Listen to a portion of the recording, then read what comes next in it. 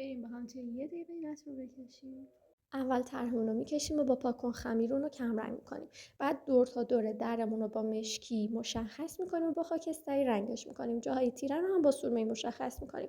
حالا میریم سراغ بخش شیشه که حالا اون جایی که خیلی نور خورده رو با زرد مشخص میکنیم. جاهایی که کم نور خورده رو زیر ساز نارنجی میزنیم و با قهوه‌ای روش رو رنگ میکنیم. یه جاهایی هم هست که کلا نور نخورده که فقط از قهوه‌ای و حتی مشکی میتونیم استفاده کنیم. مرز بین تیرگی و روشنایی رو هم با نارنجی میتونیم محو کنیم که طبیعی‌تر دیده بشه. شما میتونین این کارو یه دفعه میتونن مثل من تیکه تیکه پیش برین. یه جایی هم که خیلی نور خورده رو با پاکن تودی میتونین مشخص کنین. نوشته ها رو هم با مشکی مینویسین که حالا من طرح اولیه‌ام مشکل داشته برای همین خراب شده این تیکه. انعکاس نور رو هم که با زرد و نارنجی میتونین بکشین و از اون طرف هم بخشی که خیلی تیره است رو به عنوان سایه میتونین اول لایه قهوه‌ای و بعدم روی اون لایه مشکی استفاده کنین. اینم از نتیجه کارمون. امیدوارم خوشتون اومده باشه.